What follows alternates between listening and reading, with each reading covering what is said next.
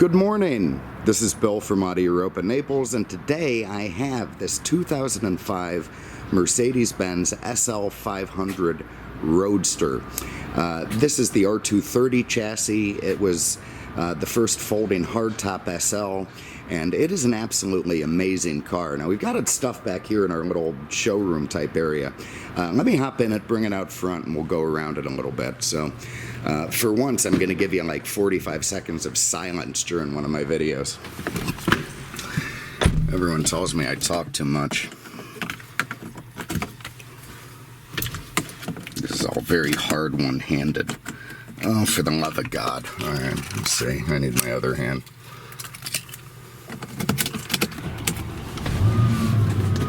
I guess I won't put on a seatbelt, or it'll beep at me if I don't.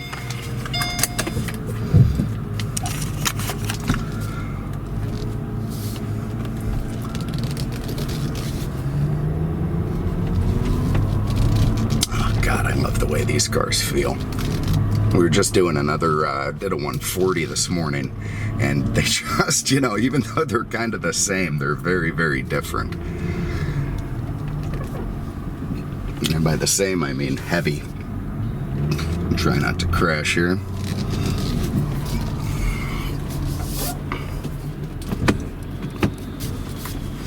We had a rooster hanging around down there this morning. I could hear him. He was going nuts. I even saw him crossing the road earlier, but hopefully he doesn't get too excited and start running down here. All right, let's hop out and have a look at this thing. And great, just in time for the concrete saw. That's perfect timing on that one. Okay, why don't I do the interior while we've got the concrete saw. Oh, is he shutting it down? Yeah, okay, good. Maybe we got 2 minutes. Okay, very quickly before that thing starts up again. This is the R2... No, there it goes. I'm telling you. One of these days. One of these days. So we're going to do the inside first, real quick. Fire it back up. You hear that growl from that big V8 under the hood of this thing. Okay, so what do we have? We've got a very nicely, although strange-looking instrument cluster. I've never been a big fan of this. It looks a bit diminished to me. You know, on the dash, I kind of would be expecting a more, you know, substantial hump. But you have this kind of Batman-looking thing with the long, you know, top covers there. You get these sort of interesting gauges, departure for Mercedes. They don't look like any former gauges. You've got your 160 mile an hour speedo. You've got your tach over there on the right. You got over on the corners your water temp and your fuel. You got your automatic headlights here. You've got a lovely black leather steering wheel, nice and simple with multifunction controls. You've got sort of the round era of Mercedes. Everything was sort of rounded off. The vents, the vent controls, your lock and unlock, your hazards. Mercedes-Benz in-dash entertainment and navigation. It's called a command unit, C-O-M-A-N-D, cockpit management and data. That, of course, gives you your radio, your navigation, that sort of thing, all very nice. You also get an in-dash CD. You get some cup holders here. Lovely stuff. They look really fragile to me, but actually I haven't seen these break. Sometimes they get stuck because nitwits spill coffee on them. You've got your climate control here, hot side, cold side. Interesting design with the big, you know, silver case knobs, all very nice. You've got a classic Mercedes-Benz shifter, although they now have leather covering up the gated part. It still works the same as the shifters of the past, but you don't get that gated look.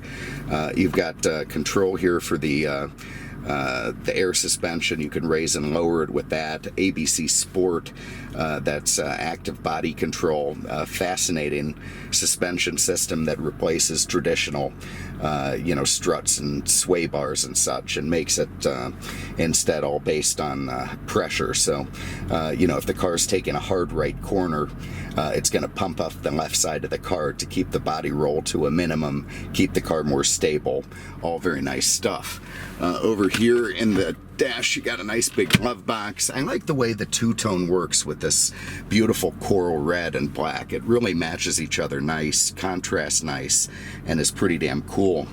If you want to run the top, it's this big flapper guy here. Pull that back, you can see rear windows start going down. Trunk comes up from the rear. And down goes that beautiful folding aluminum hardtop. Very, very nice. And then the windows stay up, which I think is dumb, but you can just run them both down like that. So let's take a look at the car outside now. It seems for the moment the concrete saw has stopped.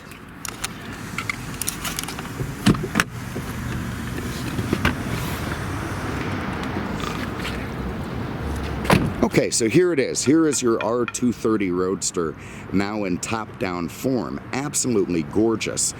This was one of design legend Bruno Sacco's last designs.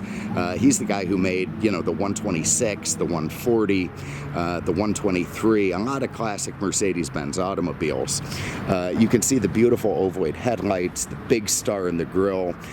This 05 version has the Sport package, so it gets that front bumper treatment from AMG that sort of mimics a Formula One car with the lower wing. You've got fog lights in there, the mesh. Those are also the Sport wheels from 05, which I think were beautiful. They also rode on the V12 model, so just absolutely gorgeous to look at. Almost like those telephone dial Porsche wheels, except much more stylized. You get these lovely slits with all the vents. That's an old SL treatment that's quite nice. You've got turn signal indicators inside the rear views, and these long, lovely, sleek lines. I like the oval cutouts on the on the door pulls. You know, I love the way the lights and trunk and everything all comes together. Big twice pipes at the bottom. Lovely little, you know, pointy. It looks like a KKK hat, kind of. You know, go there, but anyway, you know, neat little antenna replacing some big power mast. If we pop open the rather substantial trunk, you see the hinges it rides on look like, you know, some kind of, you know, convoluted, I don't know what, but man, do they lift that trunk up pretty high. And there's your hardtop stowed neatly. You get a little bit of trunk access here, and if you want more, you press this guy. It's going to lift that up for you, so you can lift that partition, get in here and get to your cargo, put everything away, stuff your kids in there, your dogs, whatever you want to stick in there, close that partition right back down on top of them, making sure you click it in both little sensors there, hit the red button again, and you got all your stuff inside. So very, very nice. Have a look under the hood. I love all the finishing in an SL. It's just absolutely gorgeous the way they put all the materials together. Okay, so under this long, sleek, low hood sits this 302 horsepower V8 engine. Very, very torquey, a real workhorse. This engine made its way all across the Mercedes-Benz lineup, and it does exactly what it's supposed to do with reasonable fuel mileage, terrific performance features, and an absolutely...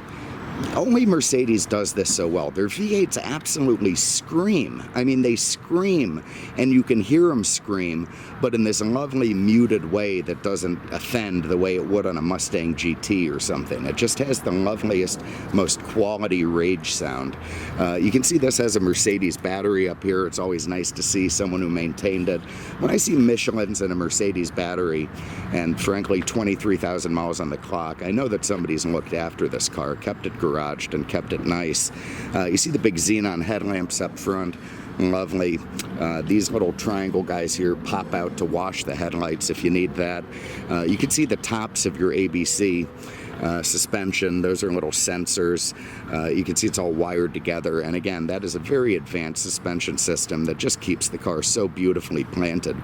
I sometimes call these the first supercar, SLs, and I get roasted for it, but in a way they're not like the SLs of the past that were all about quality engineering and open top motoring. I mean, these things were designed to blast the Autobahn at high rates of speed and be incredibly planted to the ground. Even if SL means sport light, which this thing is not, it definitely does manage the sporty part better than any SL that came before it. And even the 300 SL, which was a gull wing converted race car, yeah, okay, great, incredible sports car, but it just didn't have the the superpower abilities that this thing does. Giant vented dinner plate brake rotors behind there with multi-piston calipers, really brings the car down to a stop quick. Now with the sun coming out, you can see this is a beautiful metallic black paint job, absolutely gorgeous. The coral red leather, beautiful, absolutely stunning to look at. Very, very nice contrast in this car. Press that guy here and the seat's going to roll forward. That's going to give you access to your little back area here. You pop this guy open, you get a CD changer. Nice. Let's see what awaits us in here. Probably something he didn't clean. Nice spot there for a big gun.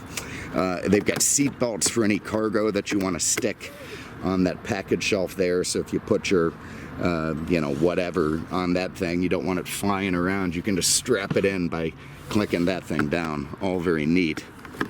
When we get back in, I'll run the roll bar so you can see it. But anyway, that goes back with the touch of a button. And now you can get in. Let's fire this beast up again. There, now I got it one-handed. Okay, so the roll bar control is under here. Turn that off a minute. I press that and up it comes like that. A lot of guys like driving around with that thing. They think it looks sporty. They're not wrong. I'll leave it up for a minute. Okay, this raises and lowers the suspension if you need more ground clearance. Once gives you a little bit. You can see over here car being raised with the ABC. And twice gives you a lot more. Now we've got airplanes overhead. How you doing? All right, so have a quick peek at that. You can see that now we look like Gravedigger. We've gotten 5 inches of air in the wheel wells, and if you're going to be able to, need to get over any high areas, you're going to do that. If you have a, significant other who likes parking these things and ripping the front bumpers off on the parking blocks because they just have to touch the wheels today, they just have to. They can't park back. They're not parked until that thing bounces off the concrete block. Well, leave it in this setting so that they don't do damage to the bumper. You can thank me for that one later. Anyway, let's get it back down to its normal ride height here. Gonna leave our roll bar up. Get the seatbelt on. And go for a drive. Real quick here in the door panel, you can see the 87-way adjustable power seats with heating, memory, little trunk release. Neat little place here for more weapons or narcotics, whatever you want to stick in there. You got your Bose sound, all very nice. Let's get our music back on. Let's see. What do we have? Rock the Casbah, that's a classic. Let's go for a drive. So, like the 140 that I did earlier today, this thing feels heavy and substantial. Unlike the 140, it manages to feel a little bit more like a sports car. We're not talking like MGTD type stuff, but we are talking about, sort of shorter wheelbase, lovely open top motoring. Just a very different vibe altogether from a big sedan, obviously. I mean, I don't even know why I'm saying that. It's just so painfully obvious. My seat up a little bit. And again, with the adjustability of these cars inside, I mean, if you're 6'3", you fit. If you're 5'2", you fit. Nobody does that better than Mercedes. They're fantastic at it. Oh, God, the traffic. I'm telling you, it's the one thing about season. The weather's great, but there's a lot of nitwits on the road.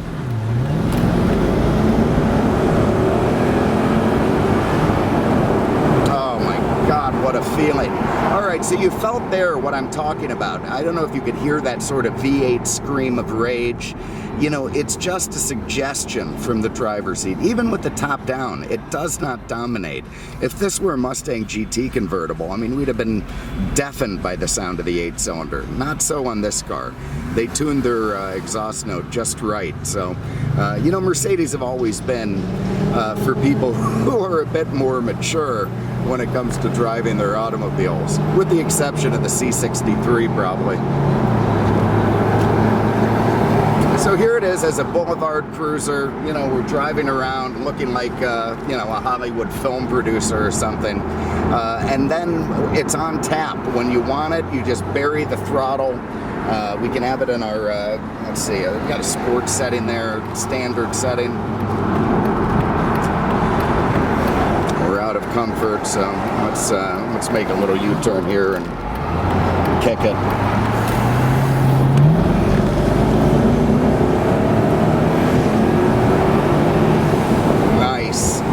Now on the back of the steering wheel, it does have little paddles. You can't see them. They're not advertised the way they are in like every car in the world.